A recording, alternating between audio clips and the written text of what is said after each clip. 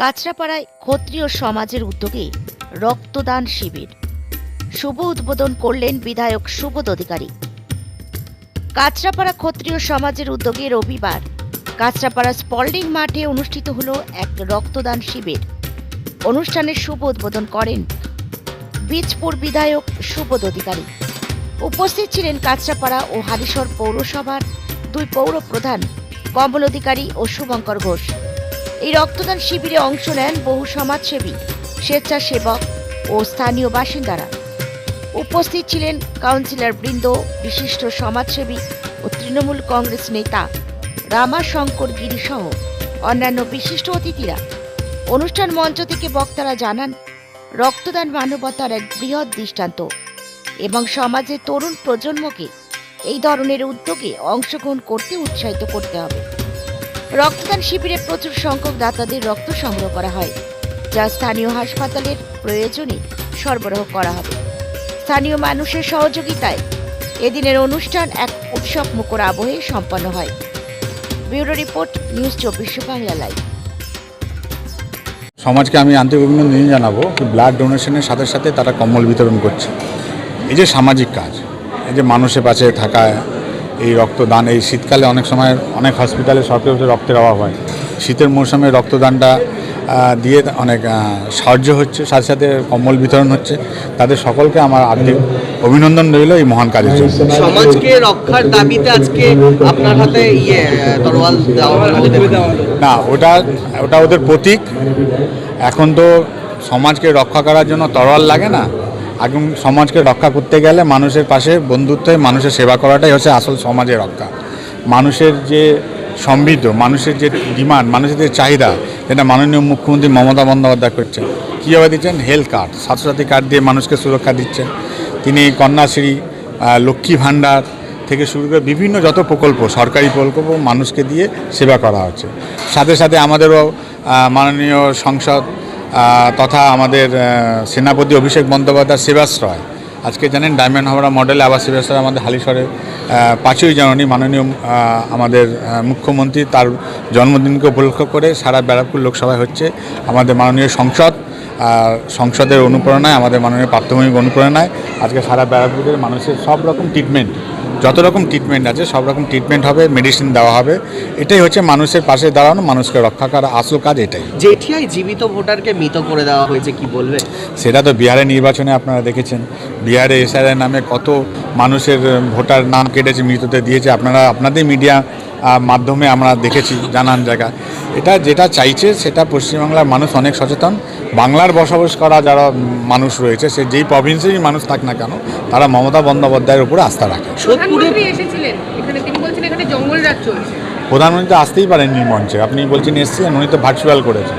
প্রধানমন্ত্রী এসছেন, আসতেই পারেননি কেন? মতুয়াদের যে ডিমান্ড ছিল, মতুয়াদের যে নাগরিকত্ব নিয়ে একটা ভোটার অধিকারের ব্যাপার ছিল, সেখানে আপনারা জানেন মাননীয় আমাদের সুপ্রিম কোর্টে যে জাজমেন্ট বেরিয়েছে, সেটাতে বলে যে আগে নাগরিক পরে ভোটার।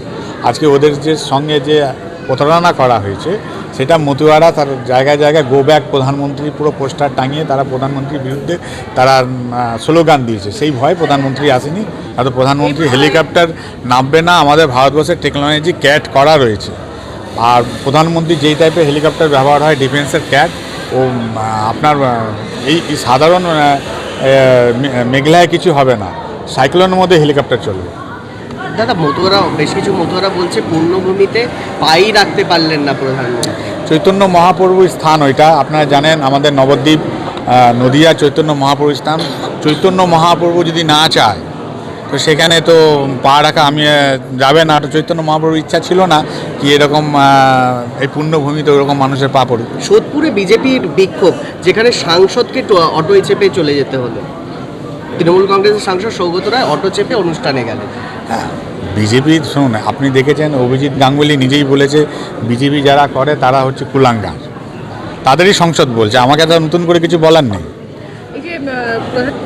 ওরা বুঝতে পেরেছে কি তাদের সঙ্গে যারা মানুষের কাজ করতে চায়, মানুষের যে কর্ম করতে চায়। আপনারা দেখেছেন বিজেপি বলে যে 2 কোটি বেকারের চাকরি হবে, আজ পর্যন্ত 15 লক্ষ ব্যাঙ্ক অ্যাকাউন্টে যাবে, সেটা হয়নি। আর তারপরে এই স্যারের নাম নোটবন্দি থেকে শুরু করে মানুষকে যেভাবে লাইনে দাঁড় করাচ্ছে, তারা বুঝতে পেরেছে মমতা বন্দ্যোপাধ্যায় ছাড়া মানুষের কাজ কেউ করছে না। কেন নিশ্চয়ই ওই যে পরিবার জয়েন করেছে, নিশ্চয়ই মমতা বন্দ্যোপাধ্যায় হেলথ কার্ড থেকে শুরু করে কন্যাশ্রী থেকে শুরু করে লক্ষ্মী ভাণ্ডার, তারা নিশ্চয়ই তার পরিবারের লোক সাহায্য পাচ্ছে। আর প্রধানমন্ত্রী যে মানে সেন্ট্রাল গভর্নমেন্টের যে প্রজেক্ট আছে, যাদের ওদের প্রকল্প, তারা একটাও সাহায্য পাচ্ছে না বলেই আজকে তারা তৃণমূলে জয়েন করেছে।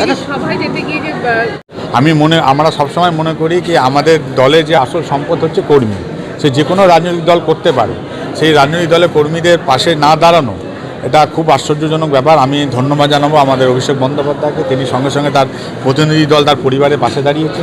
তার পরিবারে যদি কোনো রকম পাশে দাঁড়িয়েছেন, তাদের কোনো সুবিধা অসুবিধা হলে তিনি বলেছেন, বার্তা দিয়েছেন, তাদের পাশে আমাদের দল তৃণমূল কংগ্রেস আছে, মমতা বন্দ্যোপাধ্যায় আছে, অভিষেক বন্দ্যোপাধ্যায় আছে।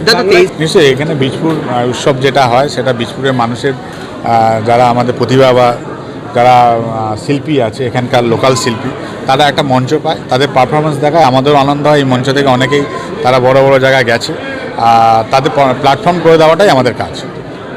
দেখুন, এটাই হলো বাংলা, যেখানে বাংলার কালচার হেরিটেজ আমরা সব জায়গায় দেখতে পাচ্ছি। এবং ক্ষত্রিয় সমাজের সকল সিনিয়র যারা রয়েছেন, যারা এত সুন্দর একটা প্রোগ্রাম অর্গানাইজ করেছেন, দেখুন তার প্রোগ্রামের মধ্যে কিন্তু সোশ্যাল ওয়ার্ক রয়েছে এবং মানুষের জন্য চিন্তাধারা, যেভাবে মাননীয় মুখ্যমন্ত্রী মমতা বন্দ্যোপাধ্যায় চিন্তাধারা তার বাংলার মানুষের জন্য রেখেছে, সেই জায়গায় কিন্তু ইনারাও সামাজিক মূল্য কাজ কিন্তু এখানটায় রেখেছে। দেখতেই পাচ্ছেন এখানটায় রক্তদান শিবির রয়েছে, কম্বল বিতরণ রয়েছে, তার মধ্যে সামাজিক অনুষ্ঠানও হচ্ছে। তো এটাই তো কালচার বাংলার, যেখানে সব জাতি মানুষেরা বসবাস করে এবং একটা ভাইচারা বন্ডিং রয়েছে এখানটায়। এবং প্রত্যেকটা উৎসব, প্রত্যেকটা প্রোগ্রামই কিন্তু আমরা একসাথে ঐক্যবদ্ধ পালন করি। আমি মনে করি এই জিনিসটাই থাকা উচিত এবং ধর্ম জায়গায় থাকা দরকার, এবং মানুষকে যারা পরিষেবা দেয় তারাই হলো আসল সমাজসেবক। জীবিত ভোটাররা মৃত হয়ে যাচ্ছে, দেখছে যেটি। দেখুন, একটা কথা বলি, আমরা টোটালি এসআইআর যেটা কাজ আমরা দেখলাম, যে ডেথ পার্সেন্টেজ যেটা আছে, মানে অরিজিনালি যারা মারা গেছে তাদের ডেটা, যারা পার্মানেন্টলি শিফটেড তাদের ডেটা, বাট যাদেরকে রেকগনাইজ করা যাচ্ছে না সেই ডেটাগুলো, দিস ইজ আনএক্সপেক্টেড, যে এতগুলো ডেটা কোথা থেকে এলো, মানে আনওয়ান্টেড ভোটার্স, এবং তাদের নাম এখানে অনেকজনে আমরা পার্টে দেখেছি, তাদেরকে আমরা হয়তো খুঁজে পাচ্ছি না।